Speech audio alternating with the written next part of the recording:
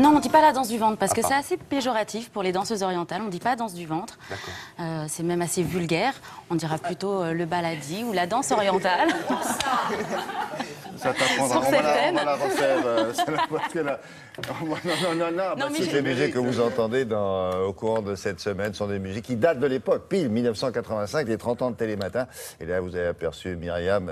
Vous étiez en quelle classe, là? 5, 6e? Oui, j'étais en 6e. J'étais déguisée sur la photo, là. Je suis habillée en colombine. C'était pendant le carnaval. Mais la frange, c'était bien à vous. Ah oui, j'avais les cheveux raides à cette époque. Et ils ont commencé à friser vers 16 ans, voilà. Bon, alors, on s'intéresse à quoi? Ce qui se passait en 85, quand on cherchait des choses un peu étonnantes, il fallait aller à Londres, figurez-vous. Et en tout cas, elles avaient commencé, pour certaines, et c'est le cas des Misérables, en France. 1980, comédie musicale 1980, sublime. Exactement. Un parolier, Alain Boulblil, et le compositeur Claude-Michel Schoenberg décident de s'attaquer à un monument de la littérature française, Les Misérables de Victor Hugo. Bon, ça n'a pas tellement pris. Ils ont joué quelques semaines à Paris. Ouais. En revanche, le CD a juste cartonné. Dans ce CD, on retrouvait Michel Sardou, Michel Delpech, Rose Laurence. Ah bon. Donc, Qui n'étaient pas les gens qui l'avaient chanté sur scène. Non, mais du coup, c'est eux qui faisaient. C'est eux qui faisaient cet album. C'est Robert Hossein qui avait mis en scène quand même Les Misérables à Paris. Et puis un jour, ce CD est arrivé sur un bureau du producteur anglais qui a décidé de monter en fait cette comédie musicale des Misérables en 1985. Voilà, pile. Depuis, carton plein. Franchement, regardez, juste quelques chiffres. 70 millions de gens qui l'ont vu. Dans 22 langues, ça se joue depuis 1985 dans plus de 42 pays. Et ils ont eu 76 remises de prix internationaux. C'est vraiment la comédie musicale qui bat tous les records. Ouais. Donc je vous propose de revivre 30 ans de cette comédie musicale, direction Londres.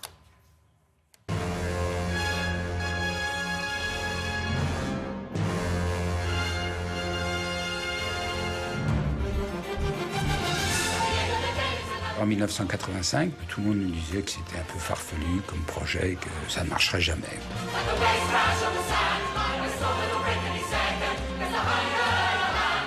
Il faut vous dire que ce genre de spectacle, ça n'existait pas. On ne savait pas si c'était de l'opéra, si c'était de la comédie musicale, où il n'y a pas un numéro de danse. On n'avait jamais vu ça. On a ouvert le 8 octobre 1985 et le lendemain, ça a été la catastrophe.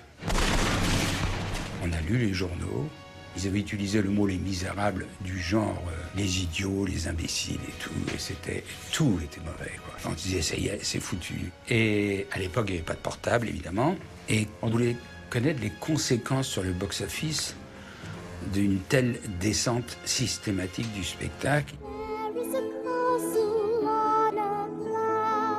On a appelé le Barbican.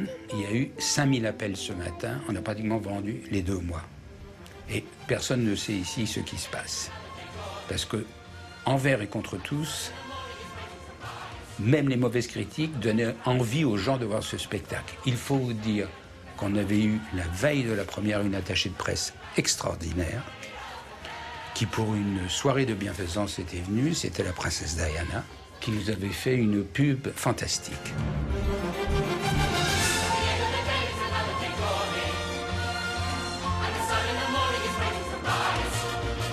Ils connaissent tous des Javert, les Thénardier.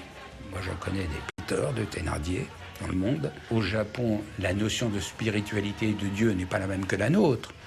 Et Les Misérables, c'est un bouquin très spirituel tout de même. On parle de la lumière, on parle de Dieu. Tout ça, ça parle.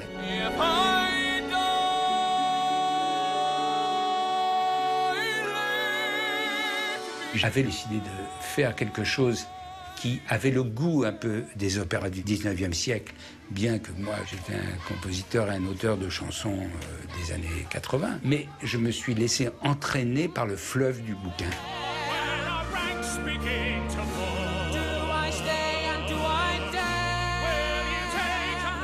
Au bout de 30 ans, ce spectacle est vraiment un phénomène qui ne m'appartient plus d'ailleurs. C'est le génie de Victor Hugo au bout du compte qui a frappé là.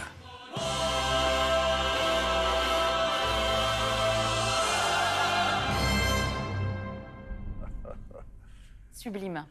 Alors attention, ce ne sont pas seulement des images d'époque que vous venez de voir. Ça se joue encore au Coïnsterat, c'est ça? Ah ouais, exactement, mais ça va encore se jouer pendant 30 ans au Pendant moins. encore 30 ans, oui. C'est vraiment plein, hein, c'est plein. Hein.